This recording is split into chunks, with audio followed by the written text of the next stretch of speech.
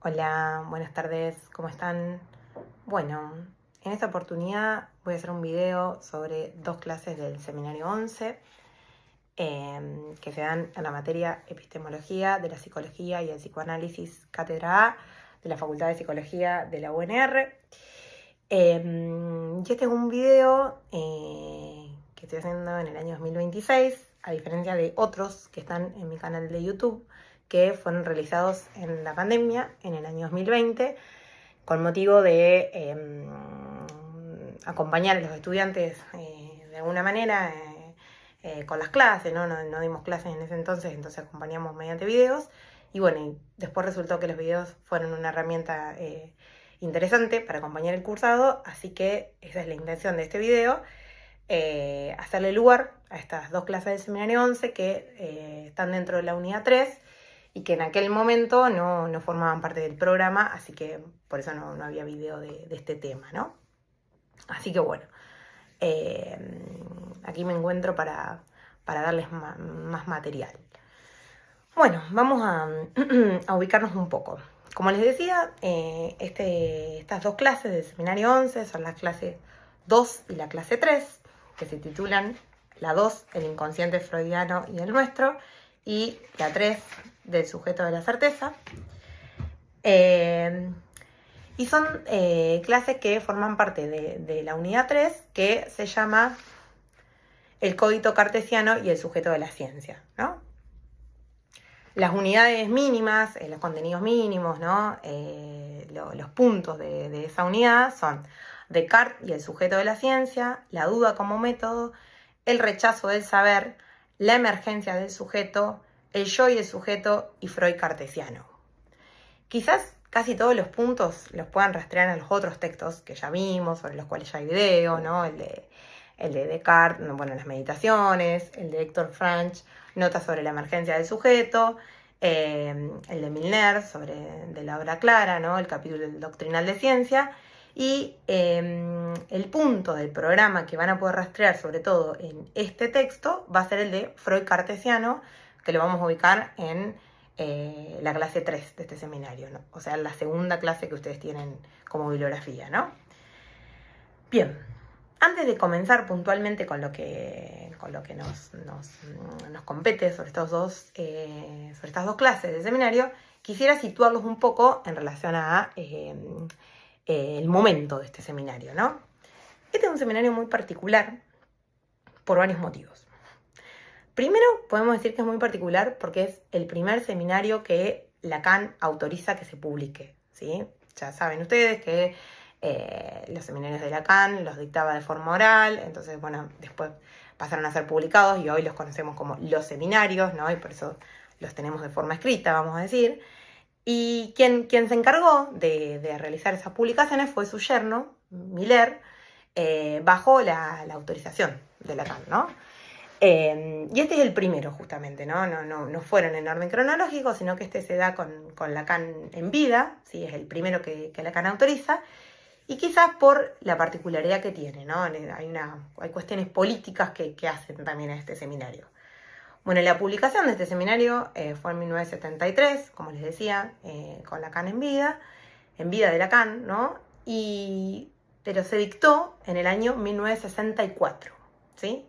Y lo que tiene de particular fue que en ese momento a Lacan lo echan, ¿no? Es expulsado de la IPA, y por eso él va a destinar la primera clase de su seminario a hablar sobre esa situación, clase que Miller titula, ¿no? Y que, bueno, Lacan hace mucha referencia a esto como la excomunión, ¿sí? Dice Lacan que es excomulgado de la sociedad, ¿no? De la IPA.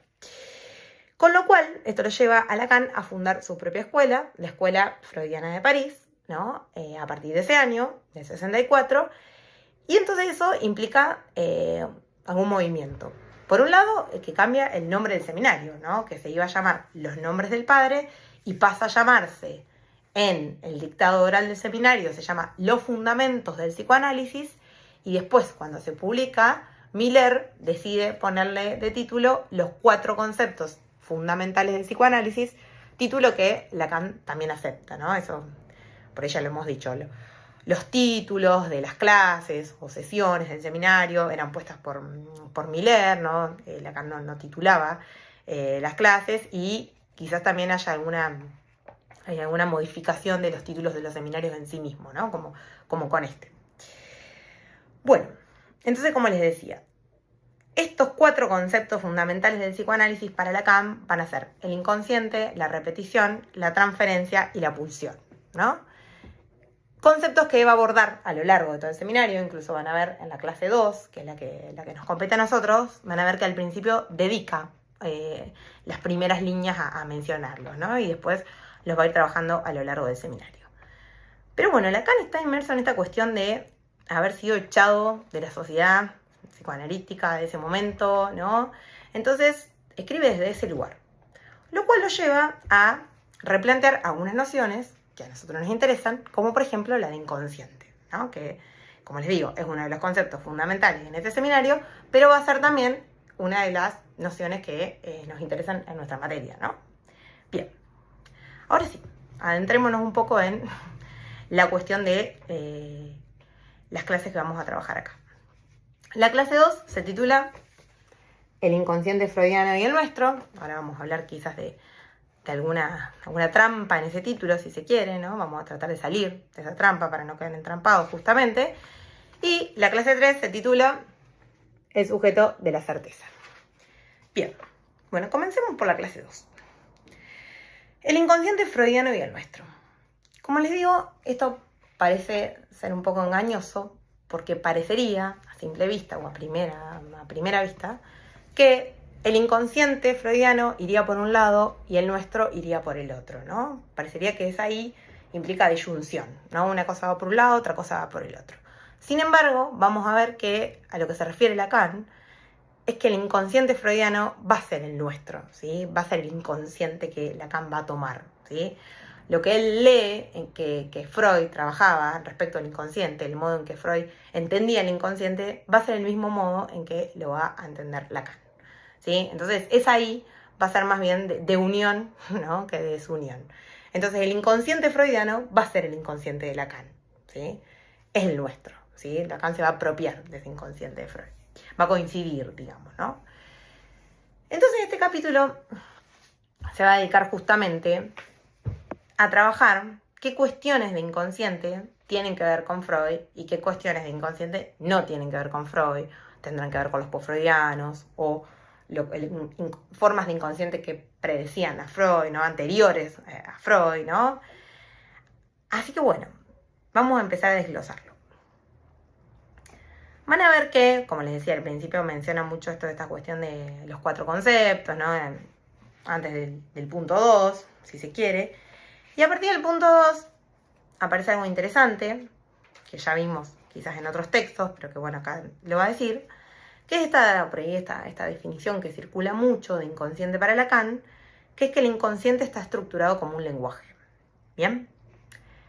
Esa definición en la materia solemos darla desde el texto que se llama Breve Discurso de la ORTF, que corresponde al segundo cuatrimestre, a la unidad 4, que a mí me interesa mucho pensarla desde ahí, porque ahí Lacan dice que esa definición puede ser un pleonasmo o una tautología, ¿sí? Lo que quiere decir que hay algo en esa definición que implica un modo de decir lo mismo, ¿no? Entonces va a decir que inconsciente, estructura y lenguaje van a ser formas de decir lo mismo, ¿sí? Por eso vamos a decir que el inconsciente está estructurado como un lenguaje, ¿sí? El lenguaje va a ser la estructura, el inconsciente va a ser esta estructura, ¿sí? El inconsciente va a ser este lenguaje, ¿no? Y lo cual nos permite ya ir diciendo que el inconsciente va a estar en relación con el significante, ¿sí? Todas cuestiones que vamos a trabajar en la segunda parte del año, pero que ya empiezan a acercarse a esa cuestión, ¿no? Bien.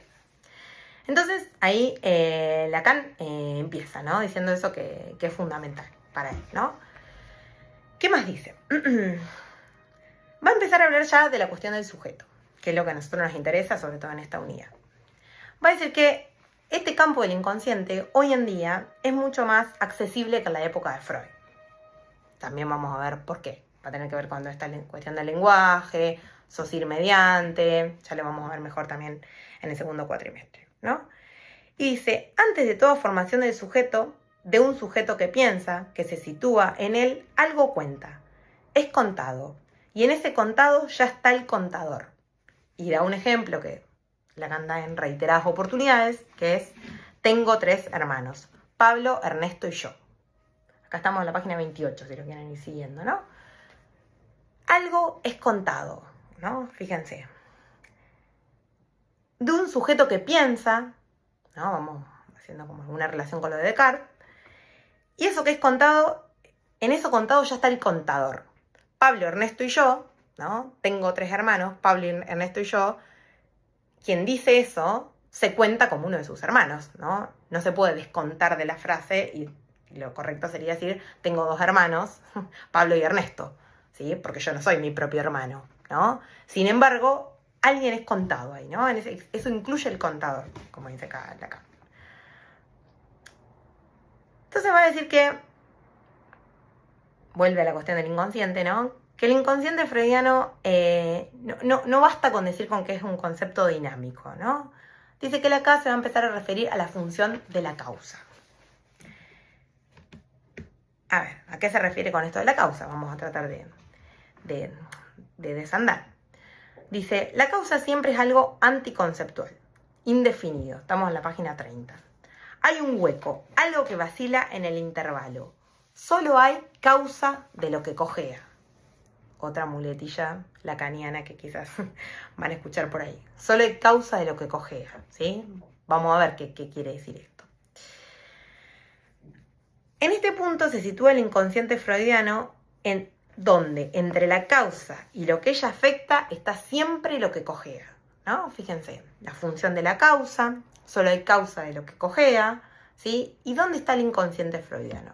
El inconsciente freudiano está justamente donde entre la causa y lo que ella afecta hay algo que cojea, ¿no? Entre esta cuestión, entre la causa y el efecto, podemos decir, esa causa, hay algo que cojea, hay algo ahí que podemos decir no anda, que cojea, ¿no? Bien. En este punto se sitúa el inconsciente freudiano, ¿no? El inconsciente nos muestra la iancia, dice, otro término que empieza a aparecer muy importante en este seminario, la iancia por donde la neurosis empalma con un real. Real que no puede no estar determinado. Y ahí va a dar el ejemplo del ombligo del sueño, ¿sí? El ombligo del sueño como ese real, como ese límite, ¿sí? Donde alguien no puede seguir produciendo asociaciones, ¿no? Digo, sabemos que es interesante porque acá Lacan va a trabajar mucho el sueño en estas 2 clases, ya vamos a ver, sobre todo en la segunda clase que trabajamos nosotros, vamos a ver qué vuelta le da ahí a la cuestión del sueño. Pero acá lo ubica en relación a este empalme con un real, ¿no? Ese ombligo del sueño como ese real donde no pueden sucederse más asociaciones, ¿no? Alguien sueña, lo lleva a análisis, asocia, ¿sí? Y eso tiene un límite. Hasta un punto se puede asociar. Por eso decimos que ningún sueño puede ser analizado completamente, ¿sí? No hay posibilidad de dar un análisis acabado del sueño, justamente por la estructura del sueño, ¿no? Por este ombligo del sueño. Bien, entonces dice que esa iancia, ese agujero, ¿sí? Fíjense, nos muestra ese empalme con un real, que puede ser el ombligo del sueño. Dice, en ese hueco, en esa ranura de la iancia está lo no realizado, ¿sí? Esto seguimos. Esperen que se los quiero encontrar. Está en la página 30 también, ¿no? Fíjense, Lacan empieza a situar al inconsciente en términos de lo no realizado, ¿sí? Vayan reteniendo esto. Lo no realizado. Podemos decir lo que exige su realización, ¿sí? Ya vamos a ir viendo ahí. En relación a lo que no anda, a lo que cojea, la iancia, la ranura, el intervalo, vamos a decir, el hueco, ¿no? Todas esas cuestiones empiezan a tener que ver con el inconsciente y en lo que a nosotros nos atañe, van a tener que ver con el sujeto, ¿sí? Acuérdense que estamos tratando de darle un sentido a esta cuestión del sujeto del inconsciente, ¿sí? Que es el sujeto con el que trabajamos en psicoanálisis y es el sujeto que estamos viendo en esta unidad, ¿sí? El sujeto al que nos referimos en psicoanálisis. Es el sujeto del inconsciente. Bien. Entonces, dice que este inconsciente nada tiene de real o irreal, sino de no realizado. Pasamos a la página 31. Dice que esta dimensión del sueño había quedado olvidada después de Freud. Y ahí Lacan critica a los postfreudianos diciendo que la habían vuelto a cerrar. Dice, los postfreudianos se dedicaron a suturar esa ansia, ¿no? Suturar esa ansia. Cerraron, ¿no? De alguna manera, intentaron cerrar esa ansia, ese agujero, esa apertura, ¿sí? Acuérdense ahí, como por ejemplo en la introducción del Gran Otro, Lacan define al sujeto en su abertura, ¿sí? Vayan pensando ahí algo de, ¿no? De eso que insiste, esa abertura, ¿no? Y acá dice que los postfreudianos lo cerraron. Pensémoslo también en relación a ese texto, donde Lacan también dice que los postfreudianos redondearon al yo, ¿no? Hay algo también ahí de cerrarlos, de darle una buena forma, esférica, ¿sí? Como cierta completud del yo, bueno, ¿no? Justamente Lacan dice que los postfreudianos no pescaron al sujeto, ¿no? No trabajaron con este sujeto. Bien. Entonces Lacan va a introducir este dominio de la causa en relación a la ley significante, ¿no? En el lugar donde esta ansia se produce, dice. Y acá aparece algo interesante, ya situándonos en la página 32. Lacan va a trabajar, va a decir que el inconsciente de Freud nada tiene que ver con las formas que lo precedieron, ¿no? Con esto que decía, con las formas de inconsciente anteriores a Freud. Fíjense cómo lo dice, página 32. Vamos a decir que va a decir todo lo que el inconsciente no es, ¿no? Para poder decir algo, lo que es el inconsciente, empieza por decir lo que el inconsciente no es. Entonces dice, el inconsciente de Freud no es en absoluto el inconsciente romántico de la creación imaginativa, no es el lugar de las divinidades de la noche, y no es que éste carezca enteramente de relaciones con el lugar hacia donde se dirige la mirada de Freud, pero el hecho de que Jung, punto de relevo del inconsciente romántico, haya sido repudiado por Freud, basta para indicar que el psicoanálisis introduce algo distinto, ¿no? Entonces fíjense, todo lo que no es, y quizás fue por mucho tiempo, ¿no? Previo a Freud, ¿sí?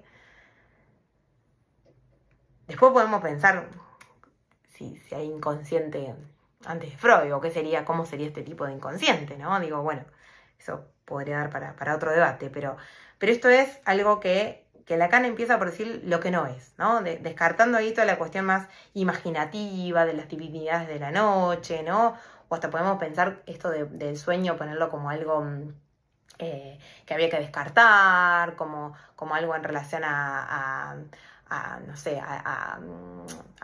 adivinación, ¿no? Algo que tenía que ver, no sé, con el número de la lotería para jugar, ¿no? Como que todas estas cuestiones, ¿no? Que se corrían justamente de lo racional, si se quiere, ¿no? Eran quizás el modo de pensar el inconsciente antes de Freud. Ya les spoileé un poco.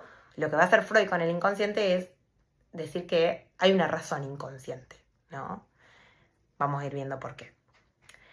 Entonces dice, para Freud, a nivel del inconsciente, estoy en la misma página, un poquito más abajo, ¿no? Para Freud, a nivel del inconsciente, hay algo homólogo en todos sus puntos con lo que sucede a nivel del sujeto. Eso habla y eso funciona de manera tan elaborada como a nivel de lo consciente, el cual pierde así lo que parecía ser un privilegio suyo. Fíjense que esa cita es fenomenal, ¿no?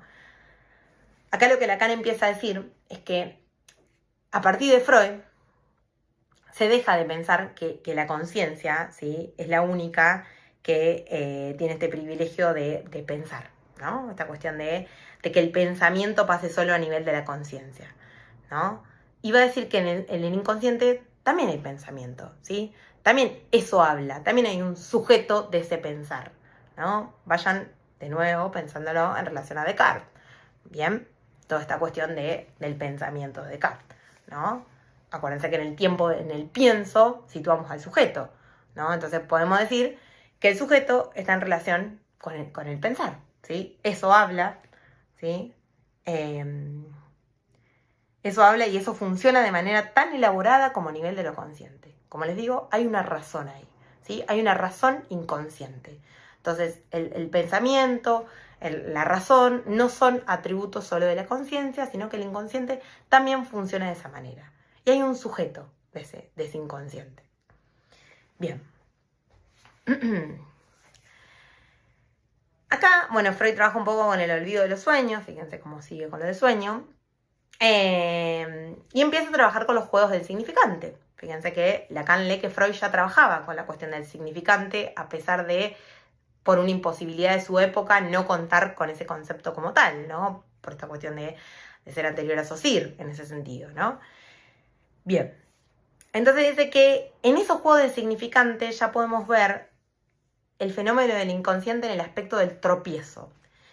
Tropiezos dice que se presentan en el sueño, en el acto fallido, en la agudeza. Fíjense que todas esas son formaciones del inconsciente que vamos a trabajar el cuatrimestre que viene también, y que en particular la agudeza, que es el chiste, es quizás a la que más nos vayamos a dedicar, ¿no? Pero fíjense cómo todo empieza a tener un orden, justamente, a tener un sentido, ¿no? Entonces, en esos tropiezos, en esa ansia, en ese intervalo, ¿sí? Hay, vamos a decir, aparece algo del inconsciente, ¿sí? Entonces dice, tropiezo que se presenta en el sueño, en el acto fallido, la agudeza. Tropiezo, falla, fisura. Allí Freud va a buscar el inconsciente. Una cosa distinta exige su realización. Una cosa que aparece como intencional, con una extraña temporalidad, lo que se produce en esta ansia se presenta como un hallazgo, ¿no? Fíjense qué interesante esa cita. Si no me equivoco está en la 33. Sí, está entre la 32 y la 33. ¿Sí? En ese tropiezo, ¿no? Eso que se presenta como un tropiezo, como una falla, como una fisura. ¿Por qué? A ver, un tropiezo, una falla, una fisura, a la conciencia, ¿sí? A lo que tiene que ver con el yo. Eso no anda, ¿no? Digamos, un tropiezo para el yo, que viene hablando y tiene un acto fallido, ¿no? Pero digamos, desde el psicoanálisis podemos decir que ese acto fallido en realidad fue un acto logrado, ¿no? Porque ahí hay una emergencia del sujeto, vamos a decir. Y en esa emergencia del sujeto se da en esa ansia, como dijimos, y se presenta como un hallazgo, ¿sí? Como algo intencional, como algo que insiste, podemos decir, como algo que exige su realización, fíjense. En esto del inconsciente, como lo no realizado, va algo a ese lugar que exige su realización, ¿no? Y se presenta como un hallazgo para quien lo dice, ¿no? Un hallazgo, ¿no? En esto de, yo dije eso, no. Puede haber un efecto sorpresa, ¿no? Y ahí Freud hace referencia a alguien que a veces mencionamos como dentro de los post-freudianos, que es Theodor Reik, que tiene un texto muy interesante que se llama El psicólogo sorprendido. Y ahí Lacan justamente va a decir que hay algo de esa sorpresa que tiene que ver con lo que Reik trabaja en ese texto, ¿no? Los invito a leerlo si tienen ganas. Es un texto muy interesante. Se consigue y si quieren yo lo tengo en PDF. Si quieren después me lo piden. Bueno, entonces dice que en esta sorpresa tiene que ver con el hallazgo, ¿no? Dice, el hallazgo es con sorpresa, algo que rebasa al sujeto. Este hallazgo es un re-hallazgo, siempre dispuesto a escabullirse de nuevo, instaurando la dimensión de la pérdida, ¿no? Fíjense, algo aparece, emerge, vamos a decir, en esto de la emergencia del sujeto que hablamos, ¿no? Emerge en esa ansia, ¿no? Y aparece la sorpresa, ¿no? El efecto es la sorpresa, que rebasa al sujeto, que tiene carácter de hallazgo, pero que en realidad es un rehallazgo, ¿no? Y que está siempre dispuesto a escabullirse de nuevo. Así como insiste, como dijimos antes, ¿no? Algo intencional, ¿no? Que exige su realización, que insiste, pero a su vez está siempre dispuesto a escabullirse de nuevo, instalando la dimensión de la pérdida, ¿no? Entonces, por eso hablamos del sujeto como evanescente. En este momento en que aparece, pero en el mismo instante desaparece, ¿no? Es un instante, ¿no? Si no se pesca, se pierde rápidamente, siempre dispuesto a escabullirse de nuevo. Y ahí va a decir que, bueno, el inconsciente, en relación justamente a la discontinuidad, a la vacilación, ¿sí? Estos empiezan a ser quizás modos de hablar del inconsciente, ¿no? Discontinuo, que vacila, ¿no? Y dice, fíjense, el inconsciente es el sujeto, ¿no? Fíjense ahí, página 34. El inconsciente es el sujeto, que esto es lo que nos interesa justamente.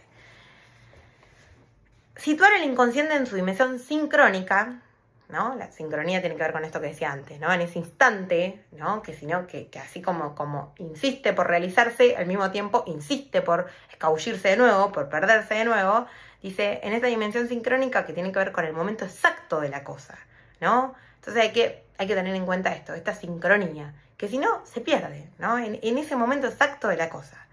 Y dice, se pierde tanto como se vuelve a encontrar, ¿no? Esta es la característica, si se quiere, ¿no? De cómo funciona este sujeto del inconsciente. Y ahí va a hablar Lacan del plano del sujeto de la enunciación.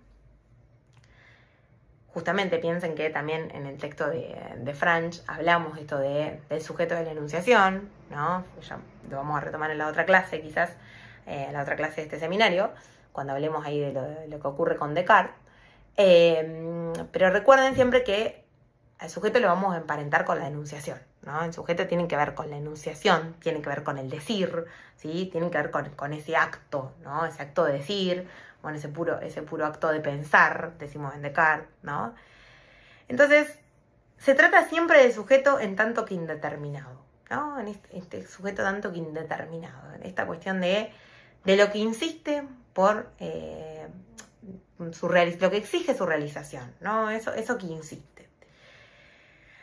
Bueno, después Lacan continúa hablando un poco del olvido, menciona a Signorelli, ¿no? Y al final, bueno, y habla un poco de la censura, ¿no? Esta cuestión de cómo en el olvido opera la censura, ¿no? Algo de eso que se pierde también, ¿no? Bueno, el olvido también vamos a decir como otra formación del inconsciente, ¿no? Vamos a ver cómo opera el sujeto en todas estas cuestiones, tema que nos va a tomar el cuatrimestre que viene.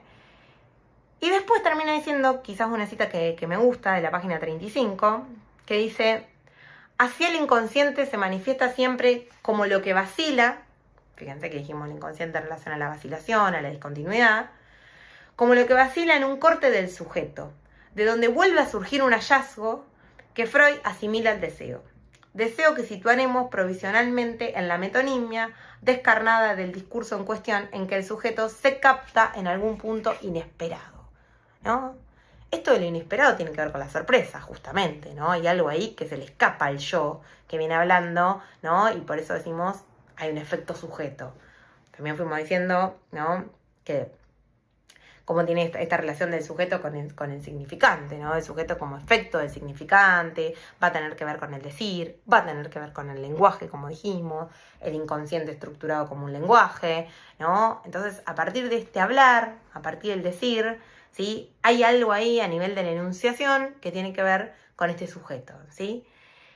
Y entonces, fíjense en esta cita que les acabo de leer, se manifiesta siempre como un corte, ¿no? Esta cuestión del corte, de lo que vacila, de lo que interrumpe mientras viene hablando el yo, y algo pasa ahí, ¿no? En el nivel de la sincronía, algo pasa, y bueno, y acá Lacan ya lo asimila al deseo, después en relación a la metonimia, eso también tiene que ver con como esta cuestión del hablar metonímico, lo vamos a trabajar también el cuatrimestre que viene, pero bueno, ¿no? Ya empieza a aparecer algo, la metonimia con el deseo, vayan como anotando eso, al sujeto lo vamos a relacionar con otra cosa en el segundo cuatrimestre, pero bueno, van viendo cómo se empieza a darle otra vuelta a esto que siempre decimos, que el sujeto tiene que ver con el registro simbólico, ¿no? Porque tiene que ver con el decir, ¿sí? Tiene que ver con este tropiezo de alguien que viene hablando, donde parecería que habla desde el yo, con un discurso todo controlado, y algo viene a agujerear ese discurso, ¿no? Hay una allancia, hay un agujero donde se puede producir una emergencia del sujeto, ¿no? Digo, ahí se da la emergencia del sujeto, que es evanescente, ¿sí?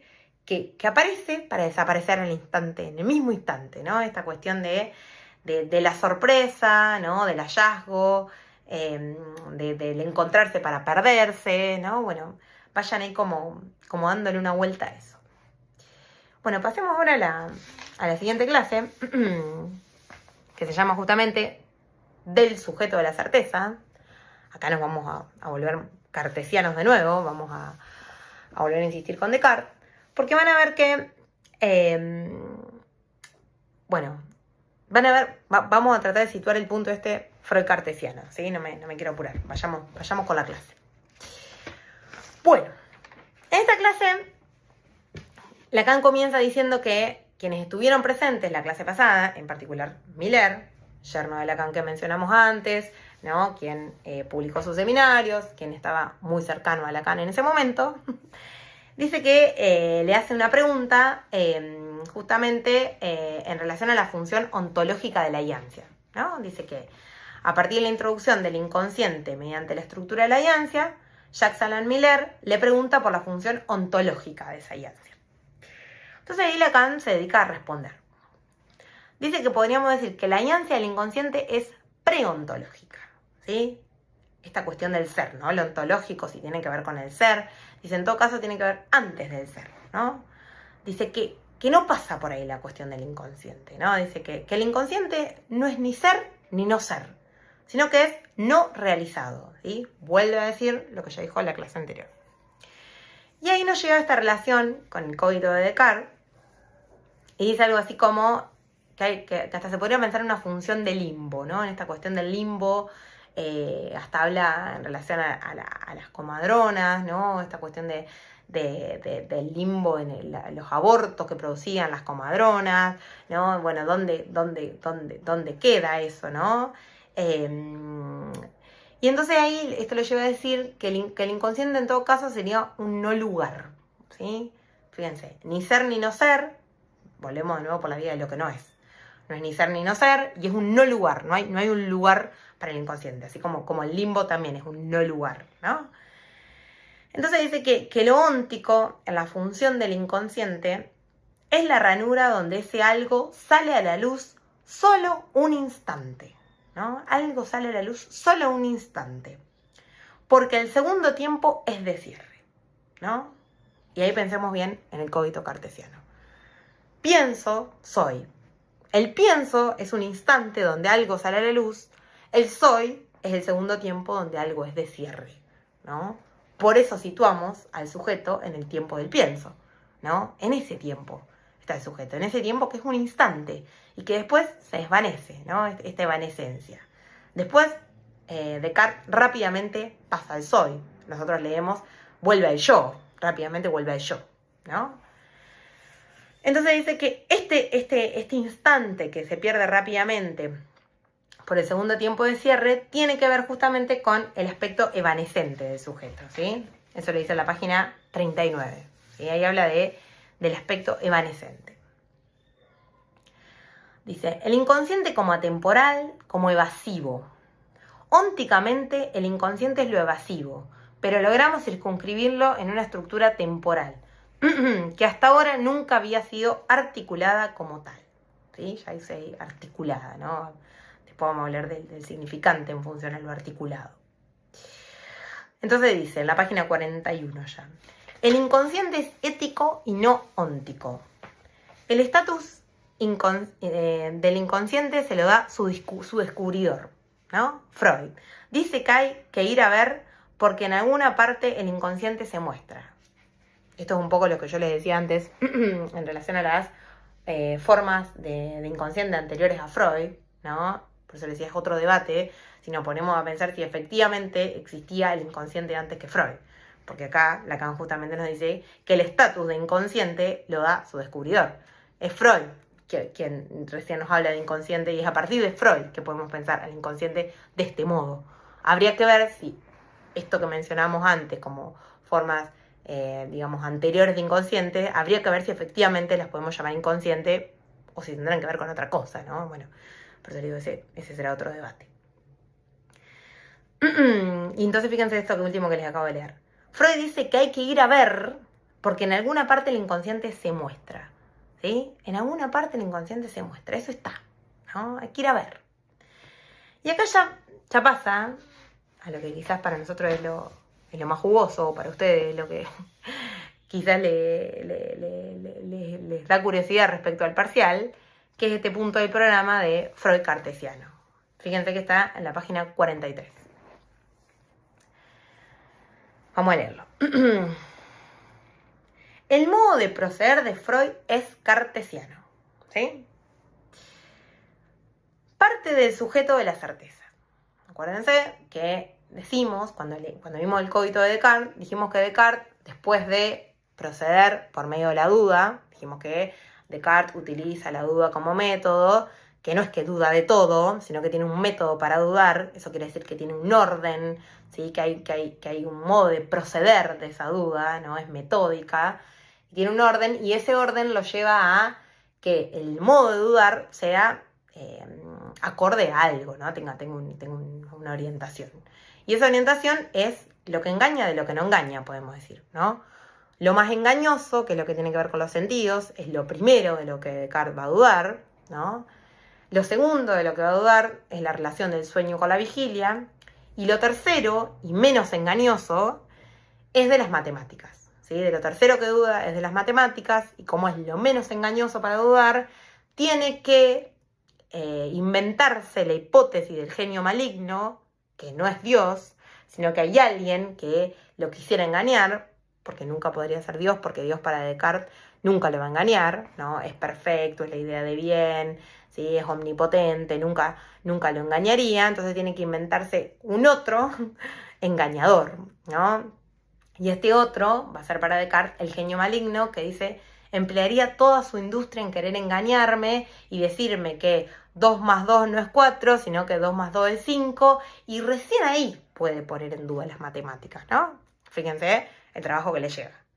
Bueno, entonces, en este método de la duda, en este orden que le da los sentidos, relación del sueño y la vigilia, matemática, recién después de todo ese trabajo de despojarse de todo saber anterior, despojarse de todas las cualidades, recién ahí puede llegar a esta certeza, ¿no?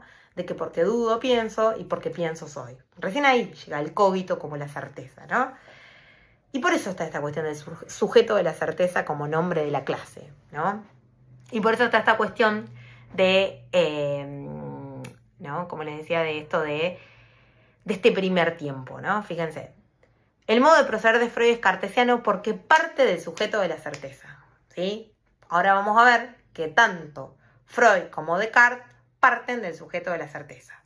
Porque vamos a ubicar en este punto que hay un tiempo en el cual Freud y Descartes convergen y hay un tiempo en el cual Freud y Descartes divergen, ¿no? Hay una disimetría entre Freud y Descartes, que ya la vamos a ir situando. Entonces decía, el proceder de Freud es cartesiano porque parte del sujeto de la certeza. Se trata de todo aquello de lo que se puede estar seguro, ¿no? Cuando Descartes arriba esta certeza, está seguro de que piensa, ¿no? De que porque piensa es. La certeza ahí en relación a la cierta seguridad, ¿no? Y dice, a propósito de la transmisión de un sueño, por acá va a ir Freud, aparece la duda. Dice, no estoy seguro, dudo. Para Freud, justamente, la duda es el apoyo de su certeza. Indicio de que hay algo que preservar. Signo de su resistencia. Es algo que ha de preservarse. Puede ser también algo que ha de demostrarse mediante un disfraz postizo que está mal puesto. Por eso hay ambigüedad en esta duda. Pero de todas formas, la forma de proceder de Freud y Descartes se acercan y convergen. Bueno, vamos a intentar explicar un poquito esto, ¿no? Esto va a ser el primer tiempo, vamos a decir, de donde coinciden Freud y Descartes, ¿no? El tiempo en que convergen. Así como Descartes toma la duda como método, ¿no? Y la duda es el apoyo de su certeza, es lo que le hace a Descartes llegar a su certeza, para Freud funciona igual. La duda es el apoyo de su certeza, porque sabe que ahí donde dudo respecto de la transmisión de un sueño, hay algo del inconsciente, ¿no? ¿Se entiende? Hay algo del sujeto, vamos a decir en este caso, del sujeto del inconsciente. Dice Freud que, algo así como, ¿quién no duda respecto de la transmisión de un sueño? Fíjense que lo pone hasta en pregunta, ¿no? Página 43. ¿Y quién no duda a propósito de la transmisión de un sueño, cuando en efecto es manifiesto el abismo entre lo que uno vivió y el retrato y el relato de lo que ello hace, ¿no? A ver, sabemos que en psicoanálisis trabajamos con los sueños, pero con lo que trabajamos en un análisis es con el relato del sueño, ¿sí? No podemos saber exactamente qué fue lo que se le presentó en imágenes al soñante, ¿no? Porque ese soñante, que es nuestro paciente, nos trae el relato de ese sueño, ¿no? Entonces, es interesante ahí que pasa algo del imaginario a lo simbólico, ¿no? Se sueña en imágenes, pero contamos con el relato del sueño, ¿sí? Algo del orden de la palabra, ¿bien? Entonces, ese es el material con el que trabajamos el sueño. Y justamente en ese relato hay una distancia con lo que efectivamente fue el sueño, ¿no? Porque opera la resistencia, por ejemplo, ¿no? Y en ese relato hay duda. Cuando alguien relata el sueño es, no estoy seguro. No, ¿eso fue así? No, fue después. Esto lo soñé después. No fue otro sueño, eso lo soñé otro día. No fue otro día. Ya sé, me acordé algo más. No, bueno, todo esto que aparece cuando alguien relata un sueño tiene que ver justamente con el inconsciente, ¿no? Fíjense, les vuelvo a leer como lo dice Freud. Para Freud, justamente, la duda es el apoyo de su certeza. Indicio de que hay algo que preservar. Ahí donde dudo es porque hay algo que preservar. Signo de resistencia. Ese algo que ha de preservarse también puede ser algo que ha de mostrarse, ¿no? A la vez, esta cuestión del sujeto de encontrarse para perderse, ¿no? Algo que ha de preservarse, pero a la vez ha de mostrarse. ¿Pero mostrarse cómo?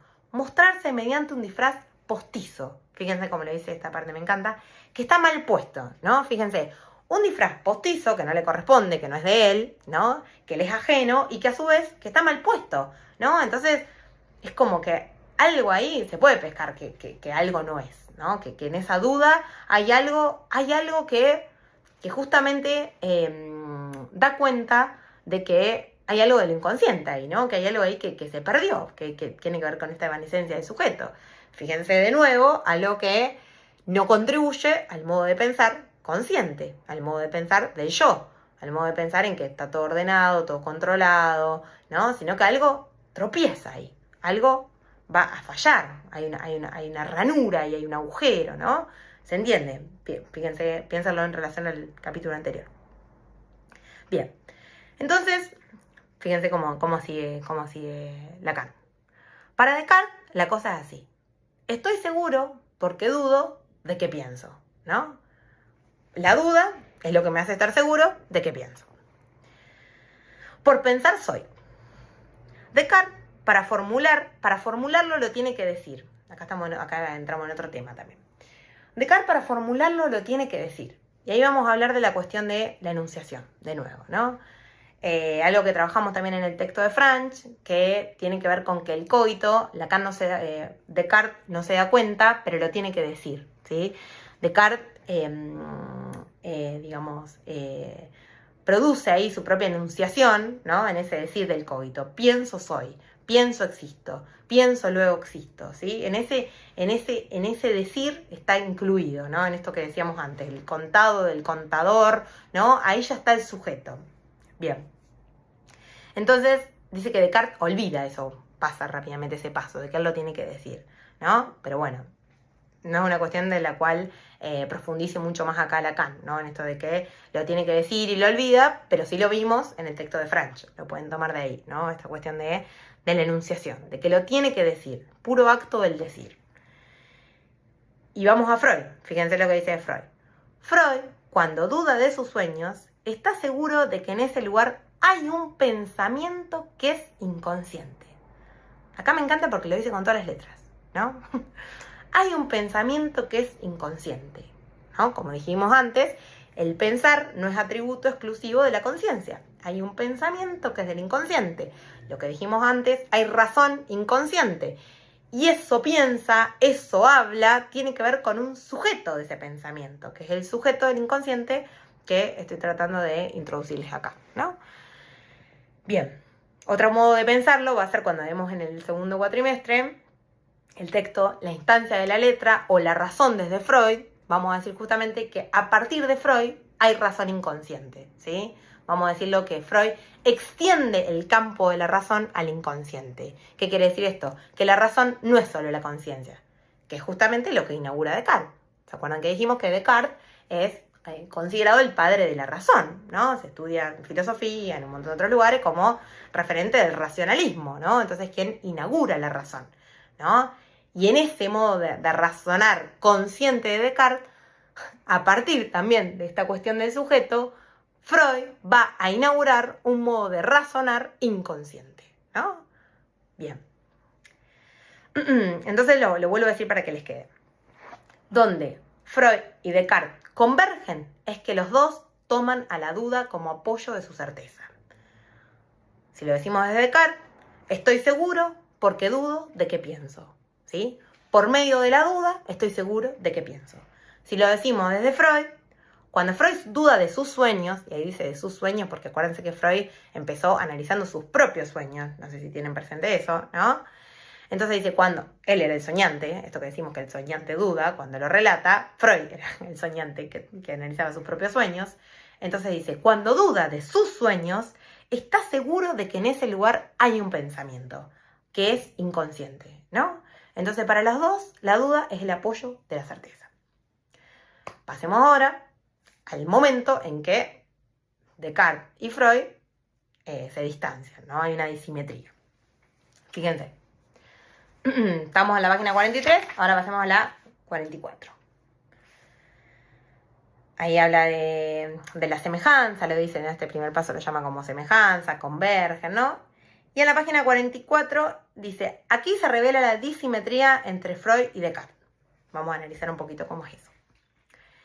Dice, la disimetría entre Freud y Descartes no está en el paso inicial, la certeza del sujeto, sino en lo que ocurre después. Freud se vuelca al sujeto inaugurando el psicoanálisis, mientras que Descartes se vuelca al yo soy, inaugurando el racionalismo, podríamos agregar, ¿no? Página 44. ¿No? Radica, fíjense lo que le estaba leyendo recién, en que el sujeto está como en su casa en el campo del inconsciente. Y porque Freud afirma su certeza, se da el progreso mediante el cual nos cambia el mundo. Ahí se refiere a justamente el psicoanálisis, ¿no? Porque Freud afirma su certeza, porque Freud trabaja con este sujeto, porque Freud le da lugar a este sujeto, que por ejemplo ya dijimos que la ciencia forcluye. Pueden ir a ver los otros videos para ver eso, ¿no? Entonces, ese es el segundo paso y en donde se distancia del modo de proceder de Descartes. O no sé si se distancia del modo de proceder, sino que toman rumbo distinto, ¿no? La cosa para Freud y para Descartes van a pasar por lados distintos, ¿sí? Ahí es donde se distancian, vamos a decir, ¿no? Hay una disimetría, dice acá. Bueno, el primer tiempo en el que convergen es que los dos toman a la duda como apoyo de su certeza. ¿Bien? ¿Qué quiere decir esto? Que los dos encuentran la duda como el modo de encontrarse con el sujeto de la certeza. ¿Bien? Por eso la clase se llama así. Fíjense que para Descartes, lo dice de esta manera, estoy seguro porque dudo de qué pienso, ¿sí? Porque duda piensa y porque piensa es, ¿sí? Esta es la cuestión. Es la duda, ¿sí? Acuérdense, la duda como método, todo esto que trabajamos, lo que lo lleva a encontrarse con esa certeza, que es la certeza de que por qué piensa es, ¿bien? Y Freud va a decir que la duda, para él, aparece en el relato del sueño. Dice justamente, ¿quién no duda respecto del modo de relatar un sueño? ¿No? Que se pregunta si efectivamente eso que está relatando en análisis de ese sueño, efectivamente es así, ¿no? Empieza, no sé, no estoy seguro, no, eso lo soñé otro día, no, ese era otro sueño, me acordé de otra parte, ¿no? Bueno, toda esta cuestión que aparece, fíjense que desde el psicoanálisis trabajamos con los sueños en análisis, pero con lo que trabajamos es con el relato del sueño, ¿no? Mientras que el sueño es en imágenes. Cuando alguien sueña con imágenes. Entonces hay ahí un cierto traspaso, podemos decir, para el soñante, que sueña en imágenes y después las pasa al decir, ¿sí? El sueño, esto después va a tener que ver con el rebus, lo vamos a trabajar mejor en el segundo cuatrimestre también. Pero hay algo ahí de lo imaginario, ¿sí? Que esto de soñar en imágenes, que después va a tener que ver con lo simbólico, que es el material con el que tenemos, lo que tiene que ver con la palabra, ¿sí? Con el relato del sueño, con eso es con lo que trabajamos. Y en ese relato, dice Freud, que suele haber dudas. Alguien duda del relato del sueño. Fíjense cómo lo dice. Para Freud, justamente, la duda es el apoyo de su certeza, indicio de que hay algo que preservar, signo de su resistencia. Ese algo que ha de preservarse puede ser también algo que ha de mostrarse mediante un disfraz postizo que está mal puesto. Por eso hay ambigüedad en esa duda, ¿no? Fíjense, la duda es lo que nos da la pauta de que hay ahí una resistencia, ¿no? Es signo de resistencia, que hay algo que preservar, pero en ese algo que preservar a la vez algo ha de mostrarse. Fíjense esto que decíamos antes en el capítulo anterior del sujeto en relación a encontrarse y perderse. Acá lo mismo, algo que preservarse y a la vez que mostrarse, ¿no? Bueno, en esa relación justamente es que podemos pensar cómo la duda del sueño es el apoyo de la certeza, ¿no? Y en ese, fíjense, cuando dice demostrarse mediante un disfraz postizo. Me gusta cómo lo dice en esa parte. Un disfraz postizo que le queda grande, dice, ¿no? Que está mal puesto, ¿no? Esta cuestión y hay algo ahí que no encaja, hay algo ahí que nos da la pista de que está raro, ¿no? Hay algo que no es, ¿no? Ahí se puede escuchar algo que, bueno, se duda, ¿no? En esa duda, por ahí hay que seguir, ¿no? Esta cuestión de lo que tiene que ver con lo que alguien entendería censurar, no sé cómo es, o no me acuerdo, no, bueno, ahí está la cosa, acá, ahí está lo interesante. Bueno, entonces justamente, fíjense cómo lo dice Lacan. Para Descartes, estoy seguro porque dudo de qué pienso, ¿sí? Por la duda, llega a ese pensar. Por la duda está seguro de qué piensa. Y para Freud, cuando duda de sus sueños, acuérdense de sus propios sueños, porque Freud analizaba sus propios sueños en un principio, y dice, cuando dudo de mis sueños, estoy seguro de que en ese lugar hay un pensamiento que es inconsciente, ¿no? Ahí lo dice con todas las letras. Este sujeto del inconsciente tiene que ver con ese pensamiento que es inconsciente. En esa duda hay un pensar. Entonces, tanto para Freud como para Descartes, porque dudo, pienso, ¿no? En esa duda hay un pensamiento. Es el primer que es el sujeto, ¿no? Acuérdense que situamos al sujeto en el tiempo del pienso de Descartes, ¿no? Ese es el, vamos a decir, como el momento en que convergen, por medio de la duda como apoyo de la certeza, tanto para Freud como para Descartes. Y hay un segundo tiempo en el que divergen, porque dice que justamente lo que pasa es lo que ocurre con eso. Dice que Freud se vuelca al sujeto, inaugurando el psicoanálisis, mientras que el cogito de Descartes se vuelca al yo soy, podemos decir, inaugurando el pensamiento racional, inaugurando la racionalidad propia de la conciencia, ¿no? Descartes como el padre del racionalismo, ¿no? Entonces, lo que hacen con eso es lo que los distancia, ¿no? Fíjense cómo lo dice acá, página 44. Aquí se revela la disimetría entre Freud y Descartes. No está en el paso inicial de la fundamentación de la certeza del sujeto, radica en que el sujeto está, como en su casa, en el campo del inconsciente. Y porque Freud afirma su certeza, la del sujeto, se da el progreso mediante el cual nos cambia el mundo, ¿no? Se refiere a la invención del psicoanálisis, justamente, ¿no? El progreso mediante el cual nos cambia el mundo, ¿no? Entonces, ahí está quizás los dos momentos, ¿no? La diferencia, y por lo cual decimos que Freud es cartesiano, ¿no? Y después hay otra cosa que los diferencia, que es lo que tiene que ver con el asunto de la verdad. Fíjense. Para Descartes, lo verdadero queda fuera, ¿sí? Descartes tiene que asegurarse de un otro no engañoso que le pueda garantizar su mera existencia, ¿sí? Y este es el lugar que Descartes le va a atribuir a Dios. ¿Se acuerdan que ya lo trabajamos, no? Este lugar de Dios perfecto, de que todo lo puede, bondadoso, ¿no? Bueno, ese lugar para Descartes va a ser este gran otro garante de su existencia, ¿sí? En ese lugar lo va a ubicar a Dios. Descartes no sabía nada del sujeto, solo que era sujeto de una certeza y rechazo de todo saber anterior. ¿Sí? Otro de los puntos del programa es rechazo de todo saber, ¿no? Rechazo de todo saber anterior. Gracias a Freud sabemos que el sujeto del inconsciente se manifiesta, que piensa, ¿no? La cuestión del sujeto en el psicoanálisis ya no es con el otro engañoso, sino con el otro engañado. Fíjense que ahí también le da una vuelta al asunto de la verdad, ¿sí? Para Descartes, la verdad queda afuera, queda del lado de Dios, ¿sí? Este es lo que podemos decir que pone en este lugar de gran otro, ¿no? Como un Dios que justamente no lo va a engañar, a diferencia, por ejemplo, como trabajamos el genio maligno, ¿sí? Que sí lo engaña, ¿no? Este Dios es garantía de su existencia, ¿no? Es alguien no engañoso, ¿no? En cambio, para el psicoanálisis, para Freud, la cuestión no pasa por el otro engañoso, dice, sino por el otro engañado. Y acá aparece la cuestión del engaño en relación a la verdad, ¿no? Esto de lo que vamos a llamar mentir diciendo la verdad, por ejemplo, ¿no? Alguien puede mentir, ¿no? Y estar diciendo la verdad en el mismo acto, ¿no? Esto como que esto se puede empezar a confundir, ¿no? Por ejemplo, dice ahí el ejemplo de Lacan de yo miento. Cuando alguien dice yo miento, ¿no? En esa expresión, ¿está mintiendo o está diciendo la verdad? Yo miento, ¿no? Porque alguien puede decir yo miento y estar mintiendo sobre que miente, ¿no?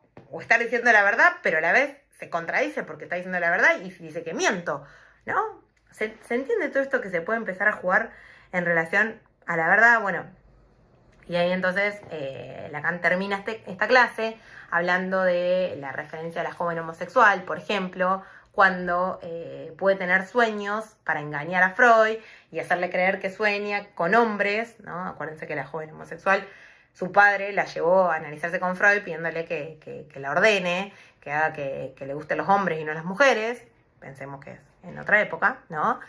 Y ella, ¿no? Ahí cómo funciona el inconsciente en relación a esta cuestión de la mentira y la verdad, ella puede inconscientemente tener sueños para engañar a Freud y hacerle creer que le gustan los hombres, ¿no? Entonces, lo que habilita acá, lo que dice Lacan, que es lo que habilita el psicoanálisis, es que puede haber una verdad en la mentira, ¿no? Entonces, para el psicoanálisis, la cuestión de la verdad va a quedar del lado del sujeto y no va a quedar afuera, como quedaba para Descartes, ¿no? Dijimos que para Descartes la verdad está afuera, está puesta en este Dios, ¿no? Este Dios que no lo puede engañar, que es garantía de su existencia, y ahí está la verdad, y para nosotros la verdad va a quedar del lado del sujeto, ¿sí? A lo que también vamos a ver mejor en el segundo cuatrimestre.